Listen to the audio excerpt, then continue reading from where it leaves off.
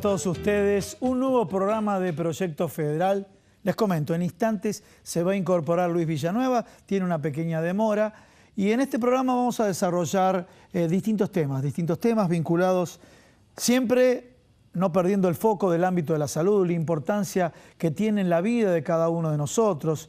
Ustedes recuerdan ese lema corporativo: mejoramos vidas, salvamos vidas, prolongamos vidas. Bueno, esto es lo que tiene, la importancia que tiene la salud y también el seguimiento que hacen ustedes todas las semanas, preguntándonos por las distintas especialidades, los distintos temas que abordamos. Muchas veces se transforman en consultas personales, le decimos, le podemos dar el contacto de los profesionales, pero no se puede, y aparte es una falta al Código de Ética Profesional de transmitirle esas consultas profesionales vinculadas con la salud. Pero de alguna manera sirven para abrir los ojos, saber qué es lo que está pasando, cómo abordar ciertos temas. Hice la presentación de la importancia de lo que se va a hablar en el tema de salud, pero también vamos a hablar de economía, vamos a hablar de política, vamos a hablar de temas gremiales y espero que estos tres no le afecten la salud. Yo creo que no, tenemos que estar preparados para afrontar los distintos desafíos que nos presenta la vida. Estamos en un escenario electoral y obviamente el escenario electoral y los medios de comunicación es un cóctel, ¿sí? En este cóctel seguro que a veces algunos medios de comunicación digo, pero de pronto quien escribe esto, ¿no será que está asustando a la gente, corriendo a la gente? Principalmente inclusive cuando se quieren promover corridas bancarias y aquellas personas que tienen aquellos pequeños ahorros. Y no solamente afecta a su bolsillo, sino también afecta a su salud. Pero para ir ordenando las ideas, les voy a presentar los invitados que tenemos el día de hoy y después les voy a decir los temas que vamos a tocar. En primera instancia presentamos al licenciado Flavio Santilla. ¿Cómo te va, Flavio? Muchas gracias por estar nuevamente acá en el programa. ¿Y saben cuál es el tema? Trabajo, estrés y postura corporal. No sé si les suena, pero a medida que uno le hace la entrevista a Flavio, ya empieza a corregir la postura corporal y él nos va a contar las consecuencias posteriores que tiene eso. También nos acompaña un periodista, un colega, José Cornejo, director de la agencia Pacurondo. ¿Cómo te va? ¿Cómo estás, Gustavo? Gracias por invitarme. Bueno, con José vamos a hablar qué es lo que pasa en esta campaña política, ¿no? Una campaña política donde los medios de comunicación juegan un rol, aparentemente juegan el rol desde la oposición, ¿no es cierto? Pero una campaña política donde, por ejemplo, parece que se instaló la palabra fraude para quitarle legitimidad a cualquier resultado político. Bueno, de esta forma también lo vamos a afrontar en el programa del día de hoy. Y nos acompaña el doctor Sebastián Amerizo, que es jefe de servicio de neurología del FRENI. Bueno, Sebastián, muchas gracias por estar en el programa. ¿Qué tal? Buenas tardes. Vamos a hablar de ACV. Realmente siempre surgen muchísimas preguntas y obviamente un programa de televisión no nos da el tiempo suficiente para abordar todas aquellas preguntas, pero en términos generales, cuando uno se plantea cuáles son las inquietudes y uno dice si pudo haber tenido ACV y de pronto no lo percibió y pasó con el tiempo. Otra de las inquietudes que uno tiene es, en caso de aquellas personas que tienen ACV, si todas dejan secuela. La tercera es, ¿se puede prevenir o no se puede prevenir el ACV? Y también, bueno, la acción terapéutica, el tratamiento, para una patología que también no quisiera hacer mucho historia, pero ¿será una patología que se potencia en esta era? Pero todo eso lo vamos a plantear en instantes. Muy bien. Bueno, ya desarrollado todos los temas de la introducción y presentado a los invitados en este momento, vamos a finalizar el programa el día de hoy hablando de economía con el licenciado Ricardo Rothstein y también vamos a tener una nota de la obra social del personal de farmacia donde nos va a comentar cómo trabajan las obras sociales sindicales y específicamente en este caso OSPF, Obra Social del Personal de Farmacia. Bueno, ya comenzamos con el doctor Sebastián Amerizo. ¿Será realmente que, me imagino que científicamente vas a desnaturalizar mi pregunta y acepto que así sea, pero ¿será que, dada la época, dado la forma con que se vive, dado los distintos hábitos que vamos cambiando día a día, el ACV se ve más potenciado o siempre existió y de pronto no se diagnosticó de esa forma? Bueno, este es un tema que hoy está en debate real, ¿no? Dentro de lo que es la medicina, diríamos, la neurología y aún en la epidemiología, ¿no? Hay algunos factores que son claros, ¿no? Hoy la gente vive más tiempo. Hoy la expectativa de vida ha crecido en las últimas décadas, con lo cual hay un grupo grande de personas que antes no llegaban a cierta edad que hoy llegan, y siendo el ACV una enfermedad que involucra o ataca más con mucha mayor frecuencia a gente de edad, esto es de esperar que tenga más representación. Es decir, que eso es un hecho real desde la epidemiología. Es verdad también que hay mejores métodos diagnósticos, entonces algunos síntomas que antes quedaban en una cierta nebulosa diagnóstica sin saberlo, hoy con métodos diagnósticos más precisos se diagnostican como ACV, es decir, que tenemos un mejor diagnóstico. Y por otro lado también hay una cierta mayor visibilidad en algunas cosas que hacen que la palabra ACV o la enfermedad hoy esté un poquito más en boga. De todas maneras, uno debe decir que era hora que esto fuera así, porque esta en el mundo es la segunda causa de muerte, sí. Es la primer causa de discapacidad severa, es decir, que es una enfermedad que no tiene un enorme potencial de hacer daño, no tanto en cuanto al peligro de vida como en cuanto a la secuela, ¿no? Generalmente cuando uno le toca, yo no digo, a ver cómo puedo decir, a aquellas personas que tuvieron la desgracia de tener una ACV y haber conocido a aquellas personas. A ver, por ejemplo, yo le voy a comentar un caso puntual. El padre Luis Farinello tuvo una ACV, está recuperándose, pero muy lentamente, ha perdido, por ejemplo, la memoria. Y yo lo conocía, él que era un laburante, las 24 horas del día, lo llamaban 2 de la mañana porque había un problema, ya sea desde una violación, de distintos temas, cubría como 10, 12 parroquias, o sea, vivía una situación de estrés permanente. Por eso digo, ¿el estilo de vida tiene una asociatividad con el ACV?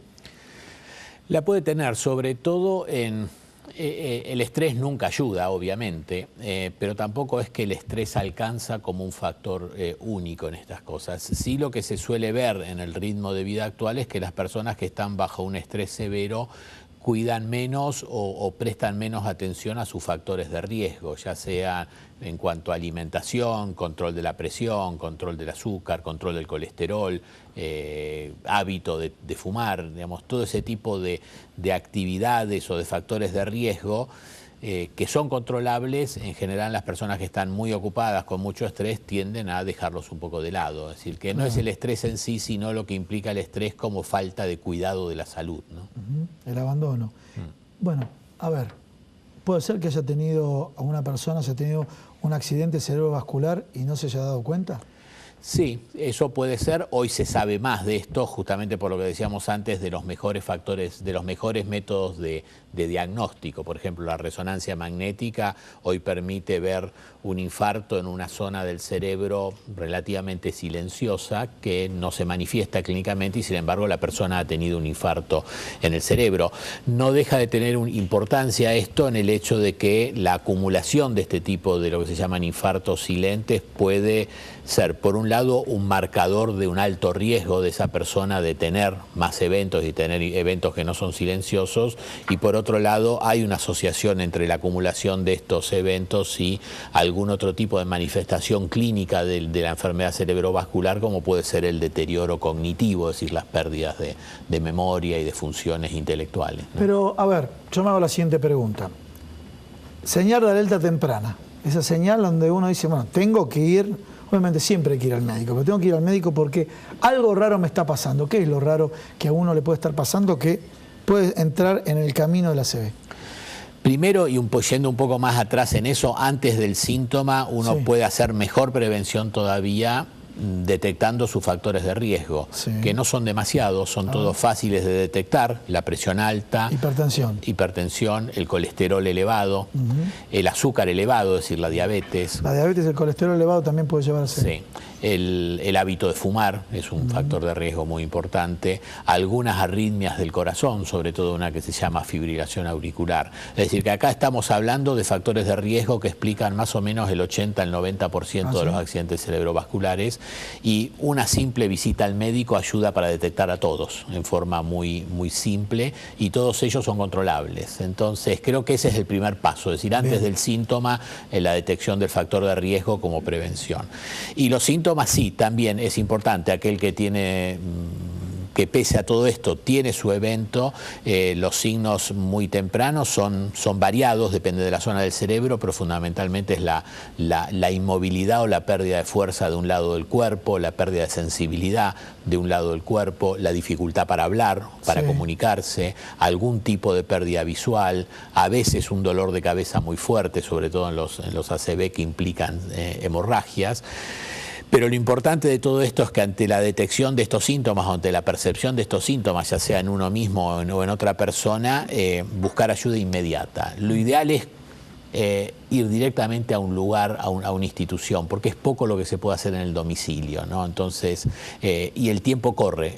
Tenemos lo que se llama una ventana de tratamiento, que son 4 horas, 4 horas y media.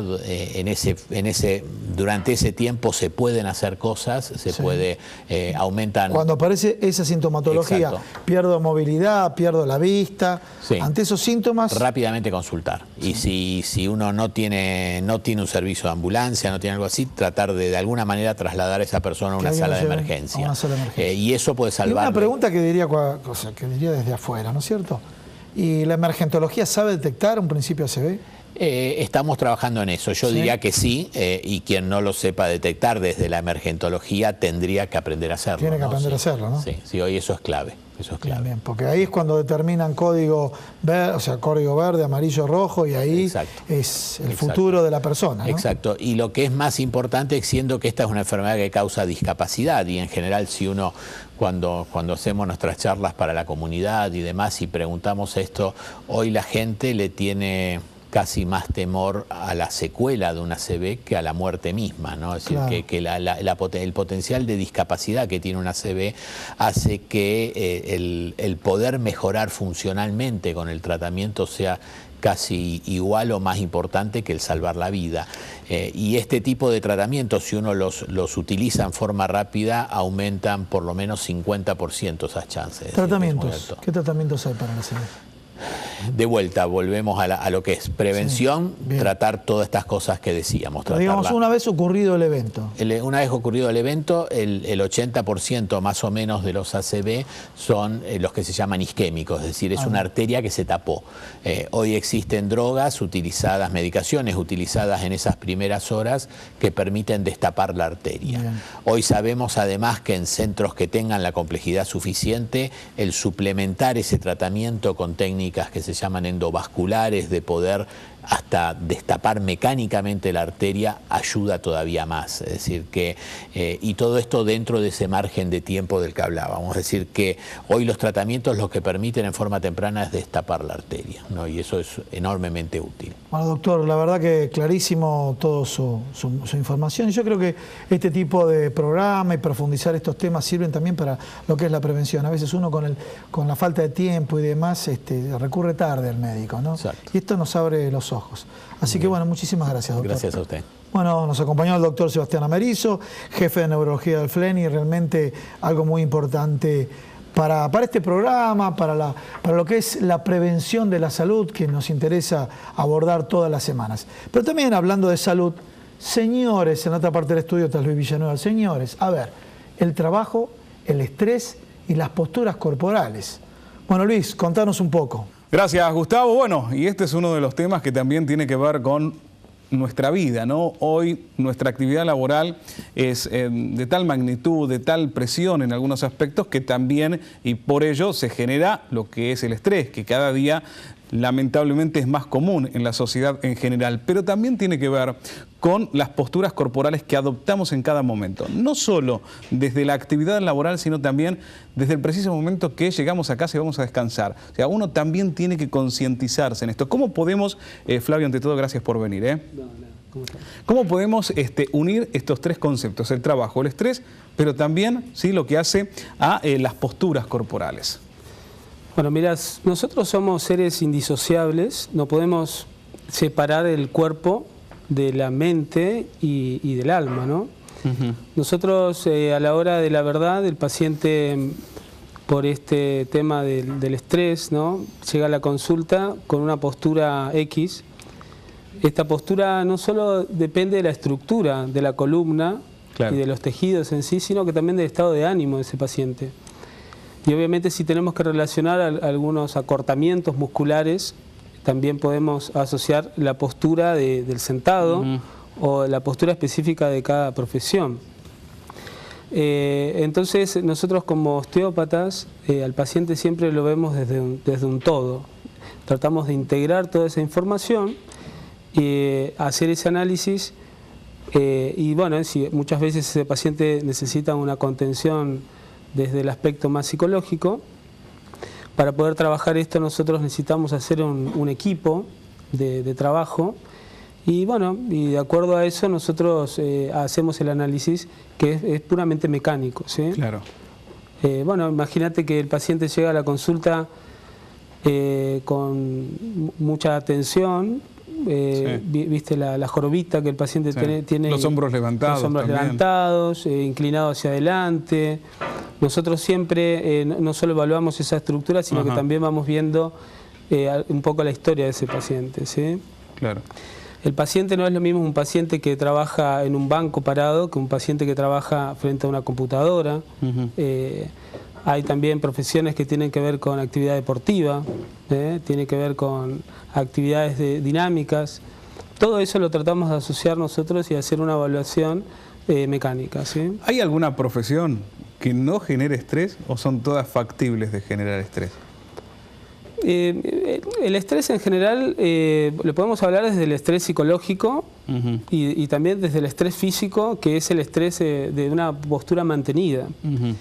En general, si estamos trabajando nosotros en una situación de comodidad, yo por ejemplo amo lo que hago, pero estoy trabajando 8 a 10 horas por día, manteniendo posiciones que en general de fuerza, viciosas. Eso es un estrés de posición, pero bueno, hay personas que trabajan menos horas y no tiene mucho que ver, digamos, esa posición, y el paciente, a lo mejor esa persona está feliz de lo que hace, claro. No necesariamente eso le tiene que traer consecuencias. A ver, ¿cómo podemos, dentro de los 3 temas que estamos desarrollando en este momento, buscar alguna solución? Sí, solución me refiero a mejorar la calidad de vida, ¿no? Porque bueno, es muy difícil que pueda pasar su vida laboral sin tener alguna situación de problemática, de conflicto, de no resolución. Sabemos que es inevitable, nos pasa en la vida cotidiana como no nos va a pasar en el trabajo. O sea, pero ¿cómo enfrentamos o cómo tratamos de evitar que esa situación termine convirtiéndose en estrés y produciendo alguna afectación a nuestra salud física o mental? Bien, recaemos otra vez en el concepto que el doctor acaba de explicar, que es la prevención.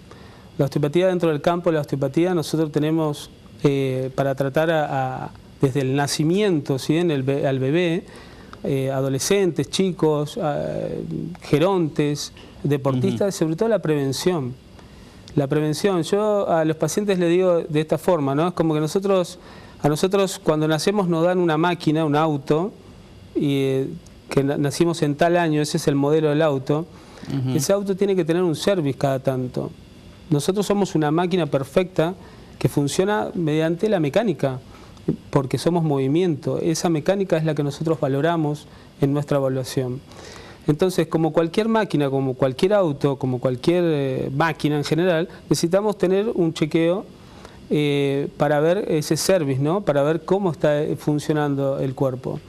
Nosotros en general, sin que tenga síntomas ese paciente, por ejemplo, hay pacientes que no tienen dolor, que es lo que realmente me trae a la consulta, pero imagínate que hay pacientes que no tienen dolor, deberían ir 1 o 2 veces al año al osteópata a hacer una revisión mecánica. Bien.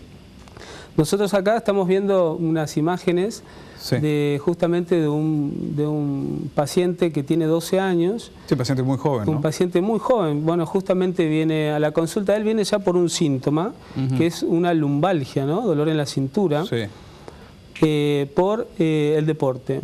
Si él juega al fútbol, es un chico muy alto para la edad que tiene, como que está creciendo demasiado rápido y siente sobrecarga a nivel lumbar. En los estudios que le hace el médico detectamos un pinzamiento lumbar, ¿sí? A nivel de los últimos espacios lumbares, y nosotros acá lo sometemos bajo una tracción con este tipo de camilla electrónica que se llama camilla de flexión-distracción. Fíjate que nosotros ahí lo que hacemos es fijar a nivel de los pies con una cincha, y a nivel de las manos él se está sujetando para generar una tracción. El movimiento ese de descenso de la parte inferior de la camilla lo que genera es una apertura de la parte lumbar baja, y donde yo estoy generando la palpación. Y esto me genera a mí un bombeo a nivel discal y a nivel de los tejidos blandos. Bueno, justamente no solo el bombeo vascular, sino que también la separación de ese pinzamiento que le estaba generando el síntoma a ese paciente. Bueno, este es un paciente joven que viene a la consulta por un síntoma. Nosotros, como somos movimiento, como te decía hoy, necesitamos hacer un chequeo de la movilidad. Vos imaginate, nosotros cuando vamos a hacer un chequeo al médico, en general los estudios complementarios que nos manda el médico son estudios estáticos, ¿no? Una radiografía, por ejemplo. Por ejemplo, claro. Por ejemplo. Entonces, otra cosa es cuándo le duele al paciente. A lo mejor durante esa fotografía que le hacen en ese preciso momento, el paciente no tiene el dolor. Pero sí lo tiene cuando le duele, cuando se mueve, perdón. Claro.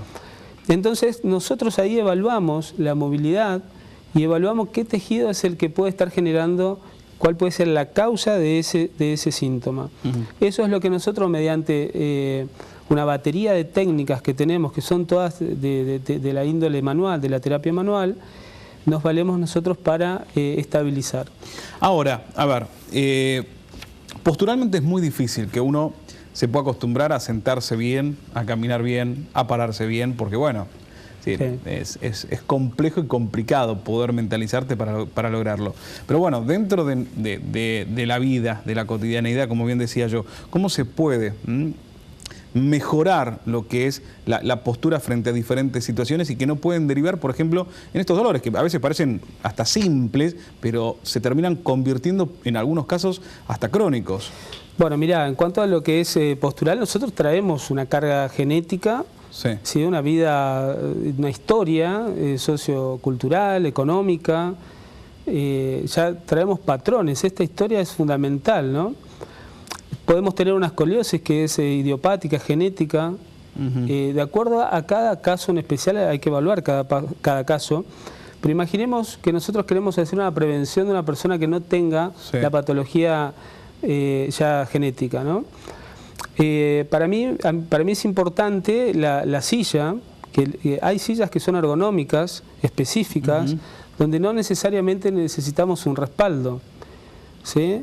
Donde la posición de las rodillas quedan más bajas que una silla común, donde la flexión de la cadera es de 60 grados o menos, donde esto a mí no me genera una repercusión a nivel del sacro y de la columna lumbar. Por eso justamente eso hace que mantenga la curvatura lumbar normal y por ende la posición normal. Eso es una forma de empezar. La otra es la lectura. Si pensamos en nuestros chicos, sobre todo ya desde la infancia, lo ideal sería enseñarles ya a estudiar, a leer a nuestros hijos en un atril, ¿sí?, de lectura. Entonces, y vos imaginate, si nosotros estamos leyendo, y bueno, desde la infancia, el secundario y la universidad, estamos leyendo con la cabeza inclinada hacia adelante, con mucha atención hacia adelante. Esto es lo que me genera a mí hipertensión de la musculatura cervical y una rectificación muy famosa. Hoy casi todo el mundo tiene rectificación cervical por este tema del celular, de la computadora y del estudio. Otra de las cosas importantes, imagínate, es el calzado. Nosotros estamos prácticamente un tercio de la vida caminando o de pie. Tener un buen calzado, una buena plantilla, hacer un buen estudio de lo que necesitamos. Nosotros hoy somos una sociedad que compramos y consumimos la moda. Entonces, un tercio de nuestra vida la pasamos sentado prácticamente, si es que nuestro trabajo coincide con ese sentado, con una silla ergonómica, un atril, ya lo tenemos casi controlado. Tenemos un tercio de nuestra vida donde estamos parados, en general, caminando, haciendo actividades, con el calzado, y un tercio de nuestra vida, el otro tercio, es durmiendo, donde nosotros no prestamos la atención. ¿Y cuánta gente tiene ese colchón y esa almohada que no la cambia por 10, 20 o 30 años. Flavio, ¿Por qué la quiere? Te voy a pedir que no te vayas, quédate un ratito más. Vamos a otra parte del estudio, está Gustavo Idoyague, vamos a seguir hablando, ¿no?, de temas que tienen que ver con la actualidad, entendiendo un poco lo que hace, por supuesto, a los diferentes temas aquí en nuestra sociedad. Gustavo, vos, por favor. Bueno, muchas gracias. Acá, Luis, estamos con José Cornejo, periodista y director de la agencia Paco Urondo. José, ¿será que cuando empecemos a hablar de economía, con el compañero que se incorporó ahora, Ricardo Rosten, con vos hablando de política, vamos a tener problemas posturales, ¿no? Y bueno, uno lo escucha y enseguida vas poniendo la espalda a medida que vas escuchando los consejos. Sí, es verdad, es verdad. Y también cuando vemos televisión, cuando escuchamos las noticias y demás. Bueno, pero pasamos de lleno a la política, a los medios de comunicación y cómo están abordando los medios de comunicación esta campaña política. ¿Cómo lo ves vos? Bueno, el tema de los medios de comunicación es un asunto que ya se viene estudiando mucho porque el peso de los medios, sobre todo en las democracias occidentales, en las lógicas de elecciones de mayorías, tiene un peso cada vez más importante y esto es evidente para todo el mundo. En particular, para el caso de Argentina y para el caso de las elecciones presidenciales que estamos transitando ahora, bueno, en realidad han tenido mayor protagonismo del esperado, no solo por el peso de los candidatos en campaña, que por la propia lógica de los medios, a veces pareciera que no es muy explícito su discurso de campaña, sino porque el dato sobresaliente es la cobertura que han hecho los medios masivos más importantes de Argentina sobre las denuncias de irregularidades en las elecciones. Sí. Ahí se han dado los principales conflictos. Y el epicentro de todo eso ha sido la anteúltima elección, que es la de Tucumán. Ahí la verdad que se comprobaron irregularidades que fueron a la postre marginales sobre el resultado electoral, pero se comprobaron y los medios cubrieron potenciando las dos cosas, potenciando las irregularidades y fueron copartícipes de la movilización posterior que se desarrolló en la Plaza Independencia, en la capital tucumana, y bueno, la virulencia de la protesta y la virulencia aún mayor de la represión del Estado provincial. ¿Te puedo interrumpir con algo, yo diría, tal vez cómico o tragicómico? José Cano...